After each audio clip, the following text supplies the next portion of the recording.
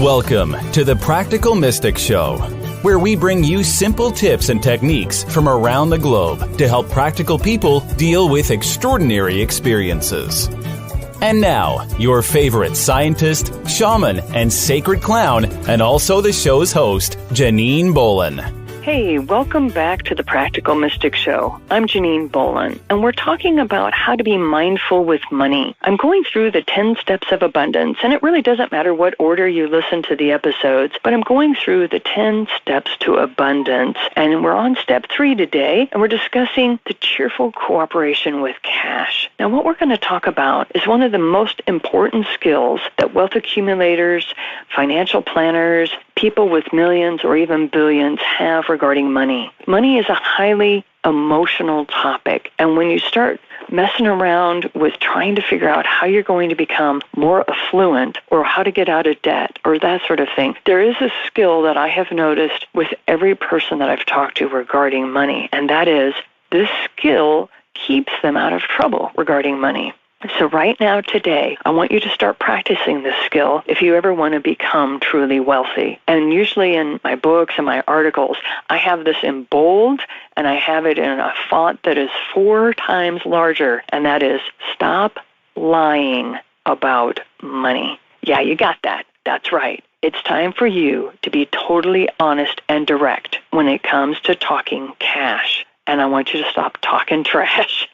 Yes, stop talking trash. In my over 25 years now of working with people about their financial concerns, I have yet to meet anyone that didn't in some way lie about their money. Married couples, singles, working moms, teenagers, all walks of life, we all lie about how much we spend when our partner happens to look up, sees our shopping bags, and asks, "What'd you get?" How often I have heard people fudge the numbers when they were discussing what was happening in their lives regarding the amount of money they spent, how much they owed, how much money they earned. Yeah, that's right. I have data on this. 84% of the people that I have coached on finances couldn't tell me what their take-home income was.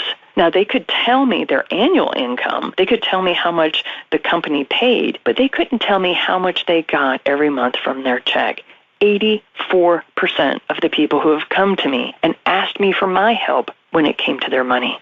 So this is what happens over the years. At first, we learn to lie when we're young, to tell little white lies that don't really seem to hurt anyone. I mean, come on, this keeps us out of trouble, right? We don't want the wrath of a parent or a sibling or a relative. It's kept at bay, all right? Anger is kind of kept at bay by telling these little white lies. Well, unfortunately, over time, these lies become a habitual way of dealing with your finances. And then we start to lie to ourselves, and that's the biggest problem. When you start to lie to yourselves and not to just those around us, it can become a brutal wake-up call when you're then caught in a lie. What I want you to kind of read into this is that you're telling your financial coach a particular dollar figure, and she has notes from a previous coaching sessions, and then when we start talking about it again, you find out that you've told a white lie to me. Ouch, that's painful, because I take really good notes in our coaching sessions. So these white lies about money are disastrous. I mean, honestly, at first they seem like nothing, but just like compound interest, they build and they become stronger the longer that they are used. Well, how? Well, let's look at what happens when you lie, okay? So there's a stepwise process that I've actually seen happen over and over with some of the married couples that come to me and they say, "Hey, Janine, can you help us get out of debt?" And we start working together. So you say to your partner or you say to yourself, "Hey, I saved $40 on a sale," rather than what actually happened, which was you spent $36. You then to start round dollars and cents in your head in a way that caters to your own personal buying habits. Okay, and then over the months, you lose track of the amount of money that you are seriously spending. And after about a year, you get your credit card bill and you're stunned.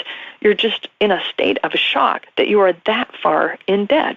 So rule number 1 on the path to wealth and mindful money is never, never lie about money. Don't fudge the numbers. Don't round up. Don't round down. In your own mind, be very clear about your money. See, money is a powerful tool, and if you handle it with respect and grace, you're going to be fine. But the moment you lie to a parent, a spouse, a friend about money, you're headed down a path that leads into negative numbers or debt. trust is lost between spouses, business partners, friends. It's really an awful way to live. And we've all done it. I've done it. The reason why that I'm encouraging this so much is because I've seen where disaster lies when you start fudging numbers, because the biggest problem is you're starting to lie to yourself first, and then that manifests to other people. I want you to keep yourself very crystal clear on the numbers and where you are in your financial situation.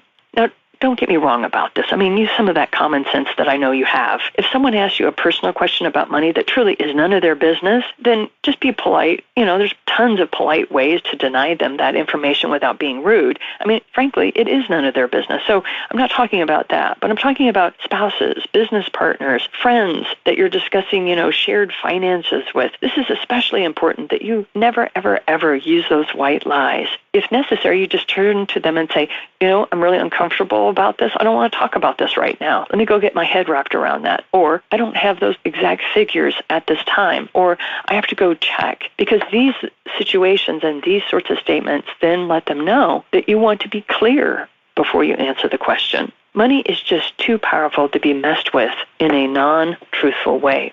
Now, why am I focusing on this? Because it's a universal law. If you want more money, then you have to be a truth speaker to get more. The universe will test and try to see if you are trustworthy for the most powerful tool. The second most powerful tool in the universe. Prove to the universe that you are up to this challenge and start by telling the truth when you spend $5 more than you had wanted. Don't justify yourself. Just admit what is. Just admit at what you've done. You will be amazed and relieved at the ways that life starts altering and changing as you start speaking the truth about money. It is amazing what occurs at this time. So I wish you the best of luck, and I look forward to speaking with you in our next episode about how to go about tracking those coins. This has been the Practical Mystic Show with Janine Bolon. For show notes, resources, and more, visit the8gates.com. Thanks for listening.